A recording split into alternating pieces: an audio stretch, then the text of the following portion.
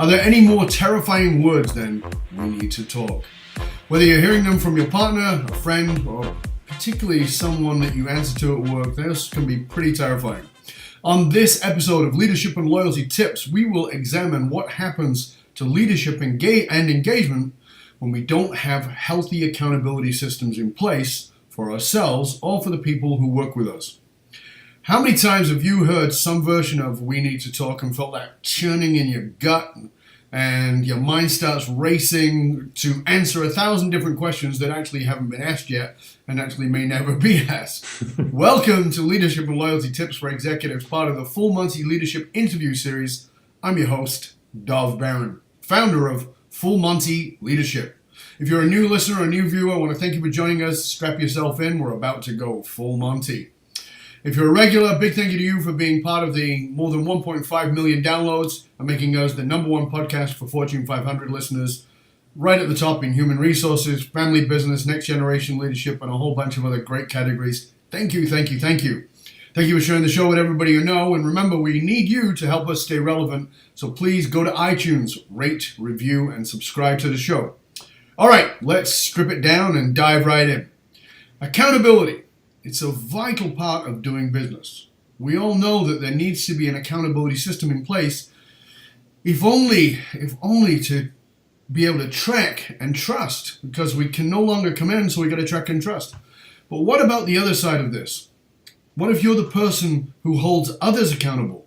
Do you actually have a system that works? Well, our guest today is Jonathan Raymond. He is the author of an upcoming book, very shortly upcoming actually, called Good Authority: How to Become a Leader of Team.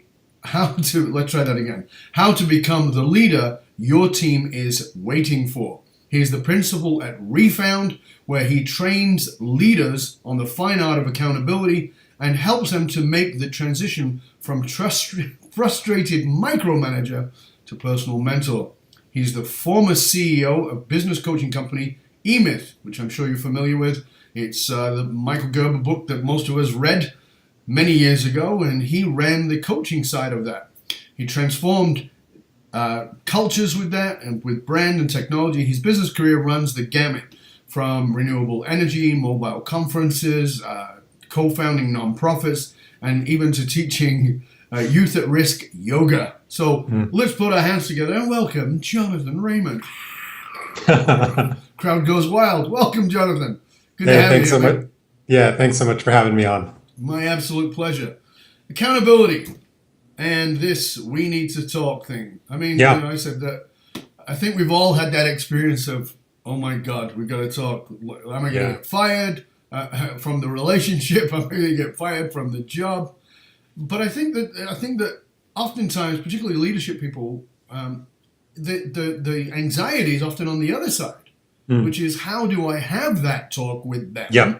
How do I do it in a way that is not bombastic, it's not domineering, is not shitting all over somebody, and actually have it work? Tell us, because this is your area. How do you approach? Let's start with, how do you approach that place of having that convo? You're the guy who has to have it. You're the one who has to hold them accountable. Where do we start?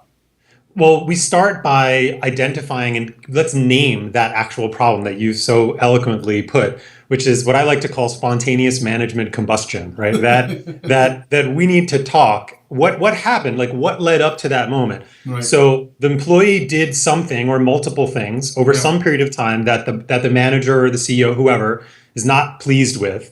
And there's a more important thing that's been happening at the same time, is that manager or the CEO hasn't been saying anything. And so we've been watching, the leader has been watching this behavior, seeing the thing. It's not, people say, well, everybody knows what needs to change. Yeah. We just don't know how to engage with people in a way that inspires them to take ownership of changing it. And so we end up micromanaging and nagging and having the same conversation over and over again. So I think the first thing that we have to do is frame the problem. The problem is spontaneous management combustion. And that takes many forms. It takes the form of managing around people, giving them shitty assignments because you don't know how to deal with them, slowly shuffling them out the door. And the antidote is directness and honesty and candor, but that's easy to say and that's hard to do. Yeah. And so let's talk about the solution, or at least the one that I'm offering is what I call the accountability dial. Yeah, but before We we go can there, I dive mean, into that. Yeah. I think you hit something that I think that most leaders, managers, those in authority miss, and that is exactly what you were just saying. The problem with accountability is that many leaders think accountability is I'm going to blow up at you. Right. Right? No, I don't think that they think that that's their intention, but Mm-hmm. that's their justification is, well, I was just holding him, her accountable. Mm. And I think you said something that is vital and missed, because I see this in all relationships, Mm-hmm. which is the rust effect. The rust effect is, you find a little bit of rust on your car, you go, it's a little bit of rust on my car, you don't notice. No big deal. Until the ass falls out of your car. And now you're all upset because you've got to put a new transmission in. But the bottom line is the clues were there all along. Mm-hmm. And there's no accountability at the small level. And I think that is a part of what you're saying about, what do you call it? Instant management combustion? Or something? Spontaneous management combustion. Right. Yeah. Is not because it blew up big, it's because it was ignored small that created big. Yeah. And so that accountability has to start way back, right? Absolutely. And I think the other element of it is that when we go back to the beginning and how we think about doing accountability small and gradual, we actually have to change that phrase. Because when I say to somebody, hey, you have to hold somebody accountable, or I think to myself, I have to hold people accountable, there's a whole built-in psychology around that. That's real. That's like giving people homework, right? We start thinking about high school and this thing that we didn't want to do. Right. Holding people accountable sucks. Right. That's not what I teach people how to do. I say, look, the problem is thinking about it in terms of holding people accountable. Accountability is a we thing. When you find yourself as a leader in the position of having to hold somebody accountable, that means you didn't engage with them early enough, often enough. You didn't surface what you were feeling. You acted out your emotion instead of managing and letting people know, hey, there's something that's going on here that I'm a little concerned about. It's not the end of the world, but I want to get out. I want us to get out ahead of this now, and I want to help you grow on something that I think I'm seeing that is an area of improvement. Are you up for a conversation about that? That's engaged accountability. That's the conversation that's missing in most cultures, and then secondarily causes all kinds of problems. But at the same time, for me, with my background and my multidisciplinary background, I look at things and I say, okay, is there a model for this? And when I say, is there a model for it, meaning, I mean at a basic level, meaning who among us grew up with that idea? None that I know.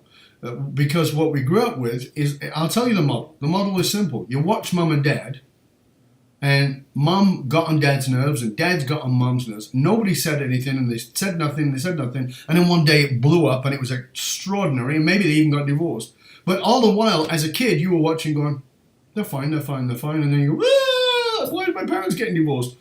Because we don't have a model for healthy conflict. Because what you're actually discussing here, and I believe in my language, is healthy conflict. Mm-hmm. Healthy conflict is not me punching you in the head. It's not me blowing up. It's me, as you just said, saying, this is something that I see as a potential challenge in our relationship. Whether that relationship is me as the manager, or as the leader, or as the CEO, or me as the partner in my life, this is something I think could eat away, could rust our relationship. And come in, and we wait. And so the model we've got is wait until it's so bad that you blow up at each other. So I think there's a very natural resistance because we've got no freaking model. Yeah, I think it's beautifully said. And in Good Authority, the reason why I called the book Good Authority is for exactly that reason, is that if we want to change that, we have to go back and look at the authority pictures that we inherited. What is our relationship to authority, both to having one and being one? Sure. And who among us, including me, until I started thinking about it in this way, who among us has actually asked the question, well, what do I mean by authority? What is my where did I learn? What pictures did I inherit from mom and dad around when do I get feedback or guidance, whatever you want to call it. Sure. When does that happen, and from what place does that happen? And as you said, our world is missing. We don't know, and that's hopefully good authority and this work and the work you're doing. We can evolve this conversation, because if we don't do that, then all we do is band-aid, right? All we do is all this culture schlock that's out there layering on top of this problem without ever getting to the root cause, which is it's about authority. And as you said, how do we have healthy disagreement, healthy conflict? How do you tell your boss you don't like the way that you're being managed in a way that's respectful, that acknowledges, hey, I get it. You're running this business, you have concerns and data that I don't have, but I want to feel more a part of this place. And I have some things that I want to share with you. Can we make some space to do that? When we do it, it's such common sense. It's so human. But as you said, we have to do a little bit of digging. We don't have to spend our life in a cave, but we've got to take a step back to take a step forward when it comes to having the kinds of cultures we want. Yeah, I mean, there's the saying. The saying is that people are more afraid of public speaking than they are of death. We've all heard that. But you know what? I have the academy called the Authentic Speaker Academy for Leadership. We teach people to speak and be leaders. And I can tell you without a shadow of a doubt, yes, people are terrified to speak. People who, we do it every day, but we're terrified to publicly speak. But there's something we're far more afraid of, and that's conflict. Mm-hmm. And conflict is terrifying for us because most of us have a bad model. Mm-hmm. And so the grain of sand becomes the mountain because it's all manufactured in here about what it actually is rather than the truth of what it really is. Yeah. And what I'm loving about what you're saying here is let's bring the mountain back to the grain of sand and before it becomes the mountain. Yeah. Right? I mean, because a lot of what I'm hearing from you here is about let's deal with this now and not wait. Yeah, and let's we're I love the riff that we're on in that what did we learn about conflict? The internal message we learned is that conflict leads to disconnection and lack of love. That's what we learned, right? Absolutely. And now we have to turn that around and say, well, what if conflict could lead to closeness? What if conflict could lead to connection? Yeah. What if conflict actually led to love in the workplace, not romantic love, but collegial love, a culture that's based in care. Yeah. It's a whole new world that we're not the only ones talking about this, but this conversation needs many voices. Absolutely. And we all have to come together, I think, as a coaching and consulting industry and leadership trainers and say, guys, this is the thing, right? This is the thing that we all want to talk about, but we got to get to this nut. Otherwise, the world's going to keep going the way it's going. And we look around and we see some pretty disturbing pictures of authority out there that I think all of us, all of us, or at least most of us, would like to change. Certainly at this political juncture in American history. Indeed. Yeah, I mean, this is one of our principles that we teach, and so it's totally aligned. And of course, you and I are preaching to each other's choir, but one of the things that I've said is that we've grown up in a culture that has taught us that conflict results in separation, it results in distance, it results in all things that are not particularly positive.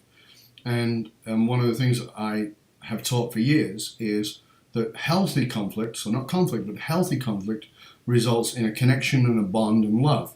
And the analogy that I give to people all the time is, I want you to think about if you're married or you're in a long-term relationship, I want you to think about the worst blow-up you ever had, whatever that was.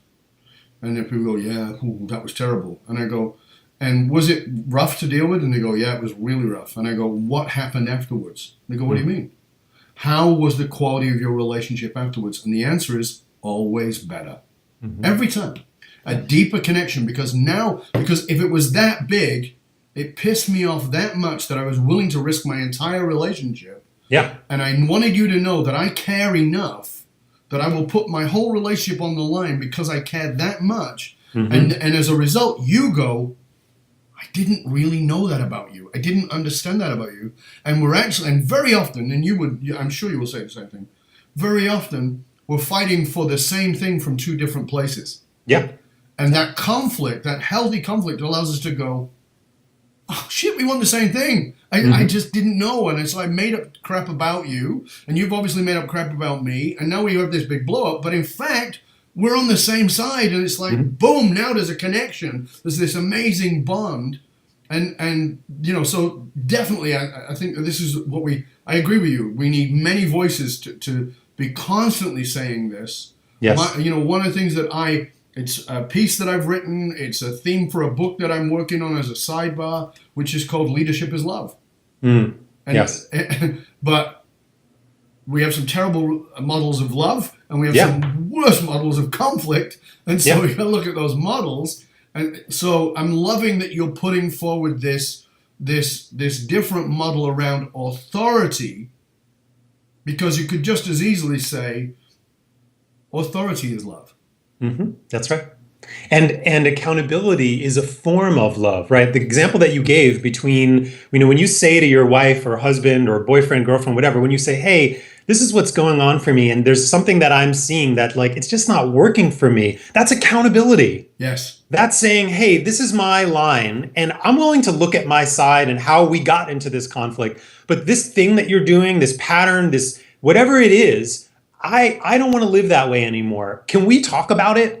Right? That's a form of accountability in an intimate relationship. It's the same exact thing. It's saying what's behind that, even though we all do it in weird, wonky, twisted ways, we're saying is, hey, I want to have love with you. I want to be closer with you. And this is getting in the way. Can we hammer this out until we get to this deeper place? My wife and I had something like that over the last weekend, where we were talking about, something around my wife is pregnant, and we were talking about, the something around the care we were going to do and how we were thinking about it, and it led to this ridiculous argument in the park that had nothing to do with what was real. But then we stopped and I said, this time I went first. Often she goes first, and I said, hey, sweetie, this is not about that. What is going on here? Where did I say where? And just taking that moment to breathe and back the heck up and say, okay, I know this is, I know I'm not seeing something from your perspective, and I want to. And we can do that at work. We can do that at work. One of my principles in the leadership work that we do, and certainly in romantic relationships or non-romantic relationships, is this. When we work with a company, work with a CEO, we're working with conflict issues, one of the things we say is, what I want you to remember, print on your brain this: you're never fighting about what you're fighting about. So if we're dealing with a manager or a leader who has an issue with somebody, so they're not producing, what is that really about? Well, it's about they're not producing. I gave them these numbers and that. No, it's not what it's about for you. Because if you can work out what it's about for you, then you don't go in explosively. You don't go in carrying 40 years of history that you're going to dump on this poor person who's like, shit, man, I missed the deadline. I didn't kill your granny. And it's really important. And I think that this is what's vital about the message that you're putting forward, Jonathan, is to have people hold accountability. And this is what I'm reading in everything you're doing is accountability is two-sided. Yes. If I'm going to be the authority, I have to hold myself accountable and you. I'm responsible for holding you accountable. And I think that's the old model. The old model is Dad's going to shit on me because I did something wrong. He's the authority, and he doesn't have to have any accountability. He just gets to wrap my knuckles for what I did. Right. Whereas in healthy parenting, in healthy leadership, hey, son, daughter, I know I did this and I set you up for that. Damn, and I'm really sorry because I'm leading you down the wrong path. And it's not working, and here's how it's not working. Yeah. And this is the thing that we, as part of these old models that we have to move through as leaders, is that we have to get out of this mindset that owning our weaknesses and our mistakes undermines our authority. It enhances it. Absolutely. When I go to somebody on my team who I've been mismanaging for 6 months, and I say to them, hey, Tom, I just had this insight over the weekend. I realized that I haven't been giving you, I've been on your case, but actually I haven't really been setting clear expectations for what I really want from that role. That's on me. Yeah. And I'm really sorry for I feel I've been too harsh and too critical. I want that result. It's not that I don't want that result, but the way that I've been going about it with you, if I were you, I would shut down too. If I were you, I would have gotten defensive also. And you know what? When my boss does that with me, or when other places where I wasn't the CEO, that's exactly what I did. So let's start this over and let's open up a new conversation. Accountability is a we thing, right? It's not this old deal. And it starts by, so much of what I do with leaders, it's so simple in a way, and it's so hard to do, is I talk with CEOs and leaders and they say, well, this person, I get frustrated because I want to talk with them, but I'm afraid that if I bring this up, they're going to get defensive and I don't know what to say. And I say, tell them that. Tell them exactly what you just told me. Tell them when they're like, what do you mean? I say, go to them and say, hey, I want to talk with you about something, but I'm afraid that you're going to get defensive. And the conversation's going to go off the rails. Mm-hmm. That's how you start the conversation. It's so simple and it's so hard to do because why is it so hard? Because to do that, we have to get beyond all those old models of what we think of being a leader is. Yeah. And in title of your book, what we think authority is, right? So give us, I'm hearing them, but I want to sort of just give them clear. Give us some, so we've got somebody who is saying, all right, I'm going to give you this in a particular way because I actually had this conversation with a leader yesterday. And I know my answer, I'm interested to see yours. Mm-hmm. All right, we have a bunch of people who work for us who are virtual. This is the conversation this person had with me yesterday. They're virtual. Accountability is a massive issue with virtual people. How do we hold them accountable? Because they seem to slither around accountability, right? Because I can't get them eye to eye. Even if I'm using Skype, it's not the same, they say to me. How do I hold them accountable? What would be your guidance to somebody who has a virtual team? Well, first, I think highlight I've worked with both on-site and virtual. It's tough. It definitely adds a degree of difficulty, right, on the high platform dive when you've got virtual staff. It is harder in that way. My advice would be to start small and to focus on specific behavior, right? Conversations about, hey guys, you need to be more accountable, that never works, right? Here's how you do it. You focus on in the book, I talk about 5 different types of behavior, things around time management, proactive communication, taking creative risks. And you have to name right when it happens, as close as you can. Hey, so I sent you this email the other day and I haven't heard back from you yet. I was just wondering what happened there, right? That's the first step of an accountability. That's saying, hey, parentheses, I sent you something that was important to me. You ignored it or delayed or chose a different priority without being transparent with me, and that's a problem for me, right? Mm-hmm. You're dropping breadcrumbs. You're dropping clues for people. Not, hey, you have to respond to every email from me within the hour. That's not the world any of us wants to create. But starting small, that's one of the things that I would suggest in the accountability dial. We call it the mention, is naming specific, small, granular behaviors. Again, to go back to what we talked about at the beginning, rather than letting it build up as rust or spontaneous management combustion. Hey, I've noticed just something in your emails the last couple of weeks. You seem a little disengaged or dispirited. Is there something going on? Mm-hmm. That's an accountability starter. Right? That's asking them to go, I wonder what he's seeing. I wonder what she's seeing. So that's, one of the things that I would say. And then I would add, the other part of it is I would ask them what's their assessment of how accountability is happening in the organization. Before I make a pronouncement, I would ask them and say, hey, so, obviously we talk a lot about accountability. What's your take on how accountability is happening on your team and with individual people? What do you think? Right. And that's a good one because often people actually think they're being accountable. Yeah. And that's, often mind-blowing for the leader. Like, what, really? But it's really important to get things in the context of the other person as well as your own context. Tell it, why did you why did you come to write this book? Because, you've been part of many different organizations. You've been at the top in the CEO position. You've been in other positions. How did this happen, and why is this a driver for you? I read, have you ever read The One Thing, the Gary Keller book? I had, my wife gave it to me. She's a real estate broker. And I was like, I don't know, I thought, oh, okay, City Slickers, I get it. And it's, I think it's a very straightforward, it's not an earth shattering read, but I think it's a really good read and well presented. And I just decided, if I'm going to build a new brand, the one thing that I could do to focus my attention to really get this idea out into the world is to write a book.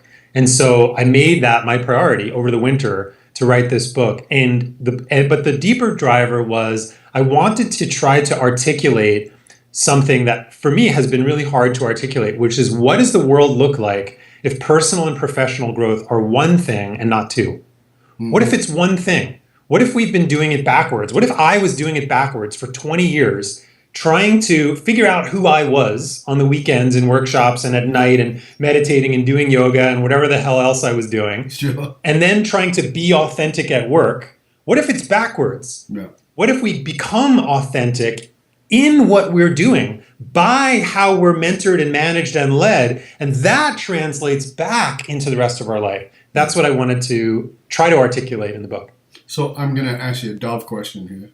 Is, what was it about that? Because here's the thing I believe, and my transparency here. I believe, first of all, I know this is true psychologically, that human beings are motivated more by pain than they are by pleasure. Mm-hmm. So what I believe is that when we go out into the business world, we are just finding a way to deal with our shit. Yes. That's all it is. Donald Trump is running for president to deal with his shit. Yep. I know he doesn't know that. No, it's not true. I don't know because I'm not in his head, but I'm pretty damn certain he doesn't. But so is Hillary. We're all doing what we're doing. Working out our stuff. We're working on our stuff, often in the most dysfunctional and damaging way. But I know you've done a lot of growth, and I know you've done a lot of development. So what was it in you? What was that, what I call the why of your why? Yes, I love that question. It was this. It was that for 20 years, I was trying to do two things at the same time and causing myself no end of pain and suffering, which is that I'm a very ambitious guy. I love making money. I want to have an impact in the world with one half of me. And with the other half of me, so that was the CEO, biz dev guy since I graduated law school, 20 years of doing that. But I was also deeply driven by a quest to understand who I was. And I would do anything. I would travel anywhere. I would read anything or try any workshop to try to get to a deeper self-awareness and self-sense. And I kept bouncing back and forth between those two worlds, feeling split. Right. I just felt like I was one half of me over here. In my spiritual personal life, I had to apologize for my worldly ambition. And in my business, CEO leadership life, I felt like I had to leave essential parts of me out, and I was miserable. Yeah. And my marriage was suffering, and I was disconnected and feeling like, who made these rules, and why am I playing by them? Yeah. Because I was suffering. And then both of those worlds, I started to lose interest in the work that I was doing at EMyth, and I started to lose interest in the personal growth work that I was doing at the time. And it happened at the same moment. It was this incredible gift where both of those paths collapsed at the same time. And I thought, well, what the heck do I do now? And so that was the origin story, if you will, of okay, how do I bring both sides of me together? And sorry. My chief shredding officer just decided to bark here. So I'm going to take that as a spiritual signal of you got that right. Yeah, that's it. I'm going to dig my teeth into that one. Yeah, I mean, it's fascinating, isn't it? And I think if we stop and actually looked at those kinds of things for ourselves, a lot of the healthy conflict could surface, but because we don't, we end up with a lot of unhealthy conflict. Yeah. How can people find out more about you, more about the new book, and more about what it is you offer, the potentiality of bringing you in to work with their organization? How can people find those things out? The easiest way is at refound.com. So that's like rebound, but with an F. Okay. And I've got a bunch of free stuff and a resource center coming on the website, and a new little app that I'm building that everybody can find at refound.com. And then if people are interested in picking up a copy of the book, you can go to goodauthoritybook.com and you can buy it through all the places that you would expect to be able to order it. Those are the two best places to find me: Refound and goodauthoritybook.com. To close out, if you had this closing message, this one thing you wanted to punch people in the head with and have them really get, and just like tattoo it on their brain and walk away and go, okay, I got to put this in action in the next 10 minutes, what would it be? Whatever it is in the conversation that you're putting off, whatever it takes, have it today. Whatever it takes to talk to that person about the thing that you're seeing, whatever fear you have to get over, whatever anxiety you have to deal with, whatever practice you've got to do with a friend or a colleague before you go and have that conversation, do that. Talk to that person today instead of waiting till tomorrow. I fully agree with you. And I also agree that what you said earlier, which is speak your truth, which means own your own vulnerability. I'm nervous about this conversation. I think it's a very powerful thing. Yes. Vulnerability is power. It's enormously powerful. And I really want to thank you for being with us, Jonathan. It was great. This is great info. And as I said, I think we're both singing to the same choir, but that's good. As you said, we need 1,000 voices to wake this up, because I'm so with you. I say to my clients all the time, if you think there's a distinction between your personal life and your professional life, you've got to stop smoking crack, because there is no separation. These are the same things. And if you refine you refine your business. If you refine your business, you refine you. And the only way to bring them together, which is what you talked about, is to face what it is you fear. And no better place to do that, in my opinion, than looking at how you see authority and how you see conflict/accountability.